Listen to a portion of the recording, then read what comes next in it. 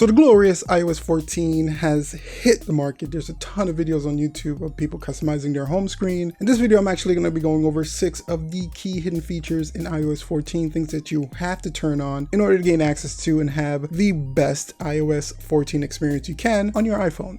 So without further ado, let's get started. So one of the first things I want to show you is just how everybody's been making these custom icons on your screen. Everybody's kind of been decking out their home screen with custom icons and widgets. So with the custom icon thing, it's really simple. Everybody's really just been using shortcuts. And if you go into your shortcut application, you can just hit the plus button at the very top. You're going to hit add an action, scripting, and in scripting, you're just going to open an application. And from here, you can just basically choose with whichever application you want to open. So for instance, I just wanted to open the books application. I would set it there, and then you would hit the 3 little buttons on top, and then you would just hit add to home screen. And in this add to home screen section, you can actually just name the application whatever you want, and even just select a photo for that application. And the photos you can just download from the internet basically. And once that's done, then you'll have the custom icons here. Now there's actually 2 drawbacks to the custom icons doing it this way. One is that when you actually open the icon, it actually has to open shortcuts first before it goes to the icon. The second thing is if you're using any icons that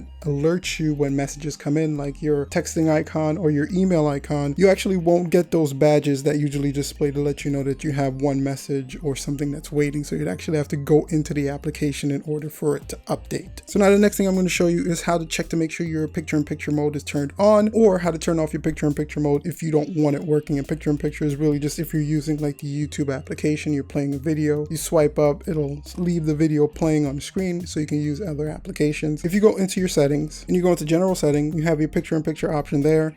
And you can either turn it off or turn it on. It's on automatically, I believe. So if you're having picture-in-picture issues, you can just turn it off and turn it back on, test it and see if that helps. So now the other thing we're going to take a look at is how to actually just remove entire pages of applications on your screen. So right now I just have the one main home page and my app drawer, and really that's it. That's all I want. But if you have rows and rows or pages and pages of applications and you don't want that, you just want 1 or 2 pages, just hard press anywhere on your screen. You're going to get those little dots at the bottom. If you press on those dots, it's going to bring up all the pages of applications you have. So you can either deselect or select the pages that you want. And once they're selected, they become available once more. But if you don't want them to become available, then you would just basically deselect those pages. And then it would just leave you with the page that you currently have plus your app drawer. It depends. If you have a bunch of applications that you normally use, then you may want to have more than 1 page. I just really just want my home page, and I can go to my app drawer for everything else. The choice is yours. The option is available, which is a great thing. So now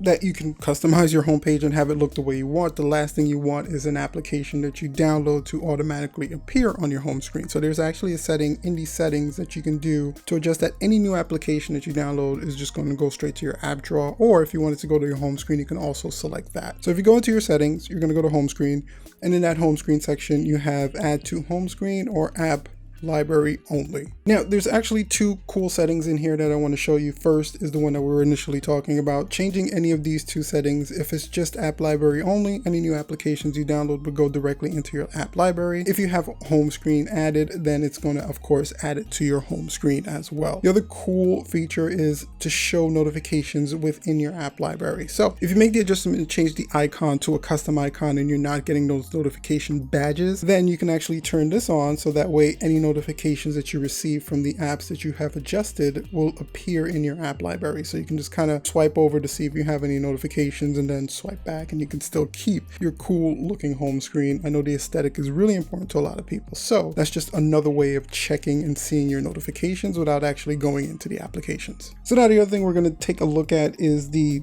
double tap or triple tap on the back of your iPhone to launch or initiate different functions. So if you go into your settings and you go into accessibility, touch, and then back tap. So now you have 2 options here. You have a double tap or a triple tap. And when you select that, there's a bunch of different things you can just associate to that double tap or triple tap. So you can have it switch applications, open your control center, your home screen, lock, mute, notification center, and the list goes on. And you just basically assign one of those functions to the double tap or one of those functions to the triple tap. And it basically just does everything you want just by tapping the back of your iPhone, which is actually a pretty cool feature. You can assign some really cool quick hit things that you want to do with your iPhone to those two features. So another really cool feature of iOS 14 is you're able to set some default applications. Right now you're able to set your default web app and your default mail app. So if you're using like Safari and you wanted to use Chrome instead, or if you're using just the Apple Mail application, I know some people like to use Outlook instead, you can set those as your default apps. It's really easy to do. You're just going to go into your settings, you're going to find the application, so in my case Chrome, and then at the bottom you have your default browser app. Here I can change it from Safari to Chrome. Any web links now that I click on in emails or text messages will automatically be opened in the Chrome browser instead of the Safari browser. And again, you can do the same for your Apple email. One of the things that you have to check is those apps have to be updated to set them to be the default application. Like for instance, I had to literally go in and update Google Chrome to the latest iOS update for it to have that default tab enabled inside the application. So if you're in Chrome and you're not seeing that default tab, go ahead and go into your app store, make sure you're at the latest version of it. Same thing with Outlook. There's not all the mail applications have it yet. As time goes on, more and more mail applications will add that feature. For right now, it's Outlook, Chrome, and I think also Microsoft Edge, if anybody ever uses that. All right guys, so those are just 6 key features for iOS 14 that you should probably start enabling to get the best iOS 14 experience on your Apple device. If you enjoyed the video, or if you have some really key features that I didn't cover in this video, go ahead and comment in the comment section down below. And while you're down there, go ahead and hit that like button, subscribe button, and that bell for notification. The bell's actually pretty important because it's the only way you guys are going to know when we release some cool, helpful content like this one. Until next time guys, you can check out a video we did, it's right on the top, about the Apple Watch. It's actually a cool new feature that may give you the ability to use the Apple Watch without actually having an iPhone. Check that video out on top. On the bottom is going to be something that YouTube believes you'd enjoy watching. Guys, thanks so much again for checking out the video, and as always, make sure to stay safe, and until I see you next time, peace out.